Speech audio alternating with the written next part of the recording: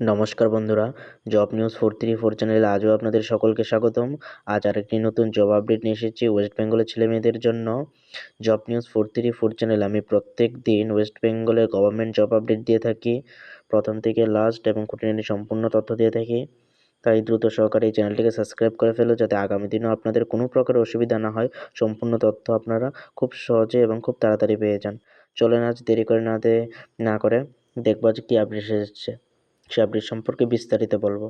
আপনারা যদি একটি ভালো সরকারি গভর্নমেন্টের চাকরি খুঁজছেন, তাহলে এই চাকরিটি আপনাদের জন্য খুব ভালো হতে চলেছে।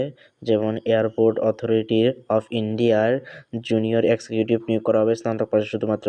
যদি আপনারা স্নাতক পাস করে থাকেন, তাহলে এয়ারপোর্টের অথরিটি অফ ইন্ডিয়ার জুনিয়র এক্সিকিউটিভ নিয়োগ করা হবে।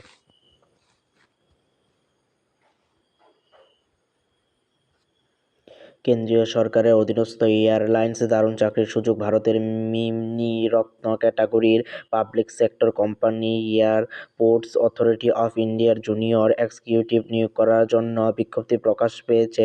বিভিন্ন বিভাগে কাজের জন্য মোট 389টি শূন্য পদ কর্মী নিয়োগ করা হবে। 389টি পদে নিয়োগ করা হবে। শূন্য পদ এসেছে। ন্যূনতম স্নাতক পাশ হলে প্রার্থীরা এখানে আবেদন করতে পারবেন। যে কোনো রাজ্যের নারী পুরুষ সকল চাকরি প্রার্থী আবেদনের যোগ্য। আপনি যদি সরকারি ক্ষেত্রে একটি উচ্চ বেতন ও সম্মানজনক কেরিয়ার তৈরি করার জন্য স্বপ্ন দেখছেন, তবে এই সেরা সুযোগ। আপনাদের আবেদনের যোগ্যতা, নিয়মাবলী সবকিছু বিশদে জেনে দ্রুত আবেদন করে ফেলুন। কি বলেছে, airport authority of India junior executive নিয়োগের পদ্ধতি কি বলেছে, নিয়োগকারী সংস্থা হচ্ছে কোন কে নিয়োগ করছে, এয়ারপোর্টস অথরিটি অফ ইন্ডিয়া, যাকে এএআই বলা হয়। আবার পদের নাম হচ্ছে ম্যানেজার ও জুনিয়র এক্সিকিউটিভ পদ। তারপর হচ্ছে মোট শূন্য পদ হচ্ছে 389টি শূন্য পদ রয়েছে মোট। তারপর আবেদন পদ্ধতি হচ্ছে অনলাইনে আপনাদের আবেদন করতে হবে। অফিসিয়াল ওয়েবসাইট আছে, এই ওয়েবসাইটে আপনাদের আবেদন করতে হবে। শূন্য পদের বিবরণ সম্পর্কে এখানে কি বলেছে তা দেখে নিচ্ছি। বিভাগ শূন্য পদ। ম্যানেজারের জন্য 145টি পদ রয়েছে। ম্যানেজার আবার ইলেকট্রিক ম্যানেজারের জন্য রয়েছে 16টি পদ। তারপর ম্যানেজার ফিন্যান্সের জন্য 34টি পদ রয়েছে। ম্যানেজার আইটিআই তাদের জন্য রয়েছে 5টি পদ। তারপর ম্যানেজার আর্কিটেকচারের জন্য রয়েছে 4টি পদ। ম্যানেজার ল বা আইন তাদের জন্য রয়েছে 2টি পদ। ম্যানেজার ফায়ার সার্ভিসেস তাদের জন্য রয়েছে 14টি পদ। ম্যানেজার অপারেশনস 28টি পদ রয়েছে। তারপর হচ্ছে ম্যানেজার কমার্শিয়াল 9টি পদ রয়েছে।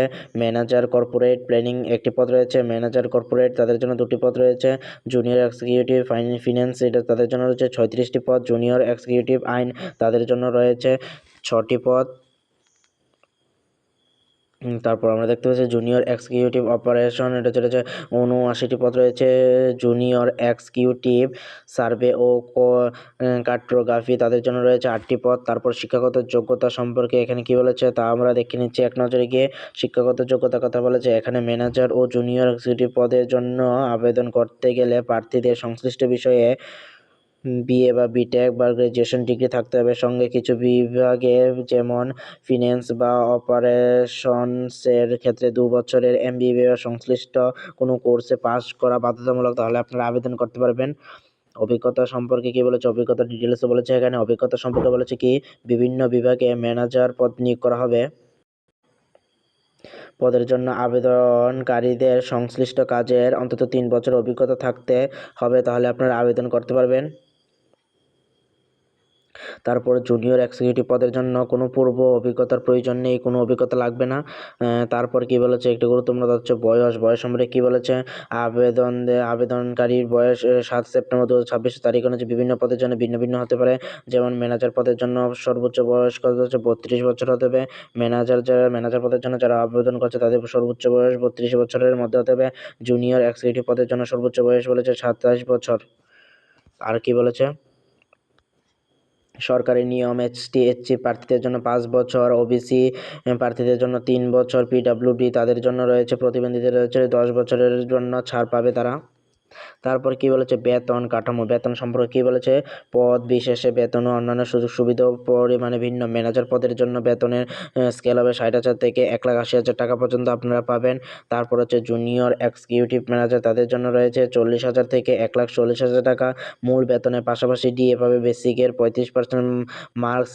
এইচ আর এ গ্রাজুয়েট বা সিপিএফ মেডিকেল সুবিধা ইত্যাদি এআই এর নিয়ম অনুযায়ী পেয়ে থাকবেন আপনারা।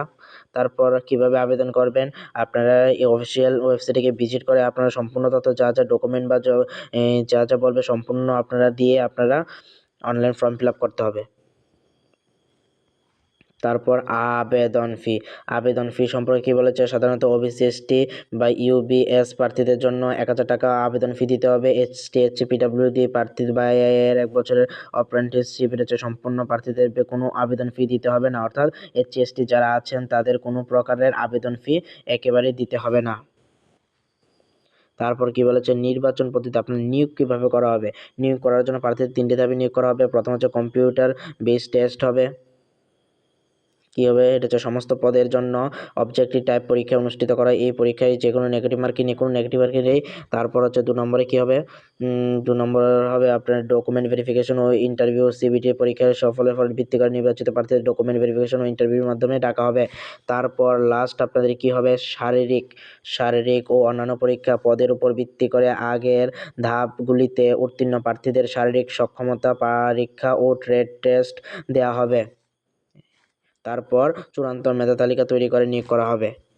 গুরুত্বপূর্ণ তারিখ সম্পর্কে কি বলেছে, গুরুত্বপূর্ণ তারিখ সম্পর্কে অনলাইন আবেদনের শুরু তারিখ হচ্ছে 8ই আগস্ট 2026, অলরেডি স্টার্ট হয়ে গেছে। আবেদনের শেষ তারিখ হচ্ছে 7ই সেপ্টেম্বর 2026, তার মধ্যে আপনাদের আবেদন করে নিতে হবে। কম্পিউটার টেস্টের তারিখ হচ্ছে পরবর্তী এআই এর অফিসিয়াল ওয়েবসাইটে জানানো হবে। এখনো বলিনি, আপনাদের কাছে এই জবটি খুব ভালো হতে পারে, তাই আপনারা অবশ্যই এই জবটির জন্য অ্যাপ্লাই করতে পারেন। নমস্কার বন্ধুরা।